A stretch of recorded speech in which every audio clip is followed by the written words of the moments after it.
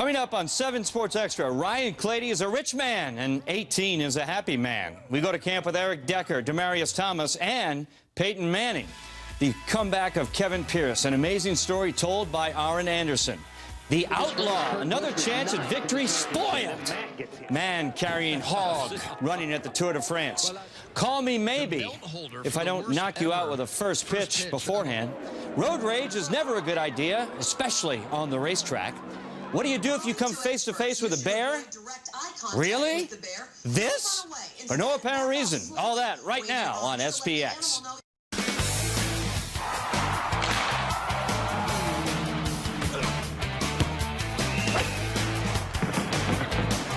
This is 7 Sports Extra. Good evening, everybody. I'm Lionel Bienvenu. How you doing? Boy, do we have a show for you tonight. As you just saw, it's going to be crazy. Let's get her done, starting with Broncos news. Late this evening, the Broncos and Ryan Clady agreed to a new 5-year contract, beating tomorrow's deadline, ending some tense and intense negotiations that started more than a year ago. Clady finally gets 5 years, $52.5 million, with $33 million guaranteed over the first 3 years. Ryan can add $5 million to the deal if he reaches All-Pro incentives. Right now, he's recovering from surgery to fix a torn labrum. He told our partners with the Denver Post tonight, Mike Kliss, quote, "It's good. Not 100%, but it's getting better. He will probably miss first 2 weeks of camp, but should be ready for the regular season." Okay, look, guys, Ryan Clady is worth every penny. Protecting 18's backside, his blind side, yeah, that is the most important guy on the team. Everybody needs a blind side protector, don't they? Matt Makins is mine. I got you right here. You got my blind side, Matt? Watching it. See, that guy's worth every penny. Are you making $52.5 million? Here's the 3 pennies I'm 52 pennies, yeah, and you're worth every cent, too, by the way, Matt. Okay, look. Here's what Clady said to ESPN tonight, and I quote, "I'm happy to be a Bronco long-term. This is a big year for myself and the team. I'm excited to see the outcome. There are a lot of expectations." Broncos defensive end Robert Ayers tweeted, quote, "Glad to see we finally signed back the best offensive lineman, in my opinion, in the NFL today." Welcome back, Ryan Clady. Hashtag Broncos. Well, tomorrow, John Elway, Joe Ellis, Pat Bowlen on conference call will meet and discuss what punishment should be dealt to Matt Russell and Tom Heckert. Expect hefty fines and suspensions. Now, Broncos fans, you worried about how this might affect the players? Well, don't. I talked to 2 current Broncos and a former Bronco last week, and they all said, this will not affect anybody on the field. What happens in the front office stays in the front office. No effect on the players as they get ready for training camp. All right, Peyton Manning in the Manning Passing Academy in Louisiana this week. Heisman Trophy winner Johnny Manziel sent home early. Johnny Football was a camp counselor instructor. According to a report, he missed meetings and camp sessions because he was out late partying. Official word from the Manning camp said that's not true. Johnny Football was sick, didn't feel well. His dad said today he's dehydrated. Meanwhile, Peyton was asked about the upcoming head-to-head bro versus bro matchup in New Jersey, September 15th. Peyton and the Broncos, Eli and the Giants. I do take a moment to realize that this is pretty unique situation. This could be the last time I'm down the home stretch of eligibility left, and so by the time the next time rotates, whether or not I'll still be playing, it would be who knows. But you got to be fair to your teammates that you're all in, trying to do whatever it takes to win. It's fairly unique, I have to admit. Can't wait. All right, 2 of Peyton's best friends, Eric Decker, Demaryius Thomas. They're kind of joined at the hip. Both drafted in 2010. Both got over 1,000 yards receiving last season. And Demaryius was at Eric's wedding a couple of weeks ago. They also joined forces for a kids' pro camp last week, of which 7 News was a proud sponsor. 1, 2, 3. Right there. A kid might go home and say, "Mom, Dad, I met Demaryius Thomas today, and that really means a lot to him." You can make a difference in a kid's life. I think so. It ain't just about, coming out for a football camp. I think you come out here, you meet some kids, and all you got to do is talk to some of them, and you might change their life from there. And that's what I try to do. I try to talk to everybody and see how is they having fun or not. But that's the main thing. You come out here, you try to talk to them. You never know you can change somebody's life. Watching Demarius and Eric interact with the kids last week, you could tell both sides were really into it. DT and Decker wanted to give the kids an interactive experience.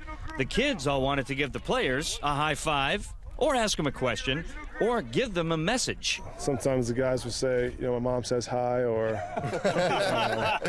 my dad got you on his fantasy football team, you know, cute things like that. Otherwise, they just hammer you with questions, you know, like, where'd you go to school? What do you like? What's your favorite color? You know, just things like that, which it's fun because you see these little 7- and 8-year-olds that are just happy to be here. They're not worried about the football skill stuff. They just want to hang out and have a conversation. Eric and DT will be at a different camp starting July 25th. That would be training camp, the official start of the season, the start of what most NFL analysts and experts feel will end with a Super Bowl appearance. I'm looking forward to it. I'm ready. You know, I'm excited. You know, we got some new additions to the team. I think it was through mini camp and OTAs, it was majority of the team showed up, so I'm excited. You know, everybody ready to, you know, work hard and, you know, everybody participating. I think it should be our year. I'm excited about the team we have. I'm excited about, you know, the coaching staff we have and really the expectations that people have for us and I think we have for ourselves. So, you know, we get to camp, we get better, and we just take it one day at a time. Yeah, that's happening soon, everybody. When we come back, we got Rockies, Dodgers, NASCAR, and Furniture Row, Tour de France, plus first pitch from the Call Me Maybe girl. I am not going to call you if I'm starting a co-ed softball team. And road rage of epic proportions at a race in North Carolina. It's going to be a wild ride. Next on 7 Sports Extra. Rockies, Dodgers today. Last game before the All-Star break. 4th inning. A.J. Ellis drove one deep. Dex. Timing is everything. He's got good timing. Well played. Then in the 5th, this was not good. Cargo squared to bunt. Ball hit him right in the foot. Down in serious pain. Later got up and walked to first base. Hope this doesn't turn into anything serious. He stayed in the game. Flew to the All-Star game tonight, so we'll see. Next was Cuddy, the All-Star, getting jacked up for the home run derby tomorrow. Smacked it out today. Number 2 crush, number 16, 3-0 Rocks, then 3-1 bottom 9, 2 outs. Dex will save this one. Jolie Chachin got the win. Rafi Betancourt the save. Another wall banger right there. Rocks win 3-1. They're 4.5 games out of first place. New Hampshire today. Denver's own NASCAR team, Furniture Row. 78 car and Kurt Busch out front in the lead. The car was fast. Led the race for more than 100 laps. This could be the one, the first win of the season for the Outlaw. If he can pull it off, could move up from 9th in the standings, bring home the 2nd trophy for Denver, but then, lap 225, the run of bad luck continued. Kurt was nudged by Matt Kenseth, got up into Ryan Newman, and oh, the horror. They lost the gear, had to go back to the garage, got back in the race later, but finished 31st, back to 14th in the points, which is disappointing. Brian Vickers won the race. Tour de France, stage 15. Peter Sagan, okay, I'm far enough ahead, I can have some fun. He pulled a wheelie. One-handed. Look, Ma, I'm brilliant. Check this guy out running alongside Alberto Contador. Shoeless, shirtless, carrying what appears to be a hog. Yep, dude is carrying a hog. Bring home the bacon. Chris Froome still the overall leader after winning today's stage. Now, must-see video. Pop singer Carly Rae Jepsen throwing out the first pitch at the Astros-Rays game here. Wow. Sweet Carl Lewis and Bud Selig. She had the hit song Call Me Maybe. Maybe don't call her to throw out the first pitch again. Whatever, all in good fun. And she's good luck, by the way. Rays won 5-0. And now a car race in North Carolina. Mike Robertson angry that Derek Stoltz spun him out. So Robertson went after Stoltz right there. Stoltz just took off. He floored it. Sweet Ricky Bobby. Robertson got thrown down there. He started going after him again. He's crazy. Watch this again. Robertson just jumped right there, grabbed the window, and got pulled all the way to the wall. And as you saw, it didn't end well. Apparently, car beats driver every time in rock, paper, scissors. Robertson was okay after this, but what a crazy day at the track. Now, 4 years ago, snowboarder Kevin Pierce, a favorite to win a medal in the Olympics, a terrible crash on a practice run ended his career, nearly ended his life.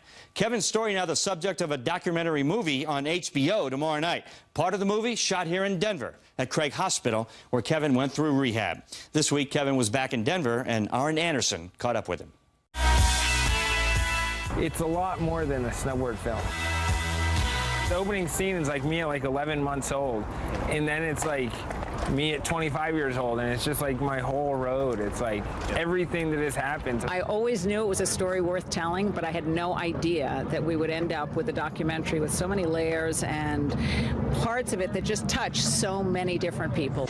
Cameras followed his every move on a snowboard. They were also there when Kevin Pierce came crashing back to earth.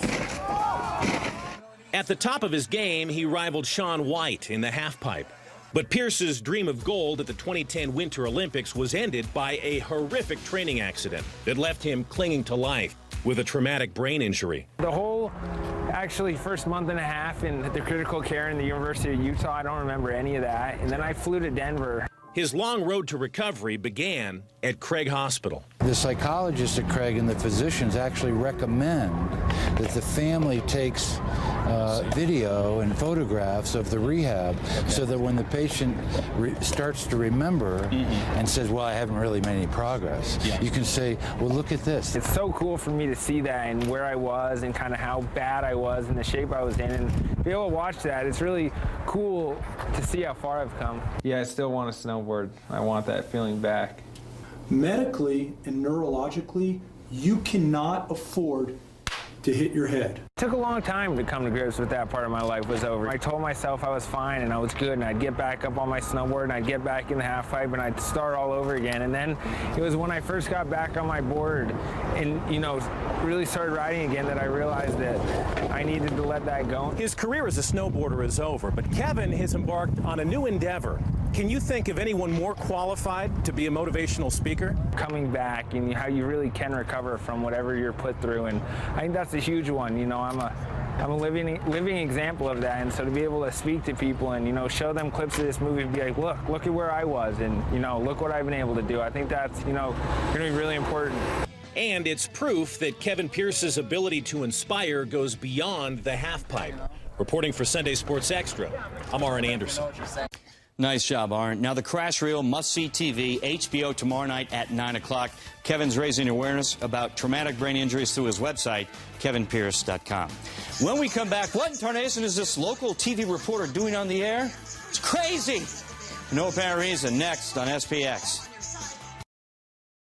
Are they going to push forward? Welcome back. Look at Sports Authority Field at Mile High today. Beautiful. All dressed up for the beautiful game. Look at the new video monitor. Gold Cup doubleheader. Second game, Martinique versus Mexico. Marco Fabian. Fabian off the rebound. 1-0, 21st minute. Then 13 minutes later, Luis Montes. Well, look at this. A long shot, a laser, an epic goal. Mexico won 3-1. Time now for No Apparent Reason, inspired by editor John Hilf, as seen over here. Now, John noted the story we ran from last week, where 2 bear cubs broke into a house in Estes Park. So Hilf decided to do a public service, and he found this video from Channel 10 in Rhode Island, which will help. Reporter Julie Trammell and bears for No Apparent Reason.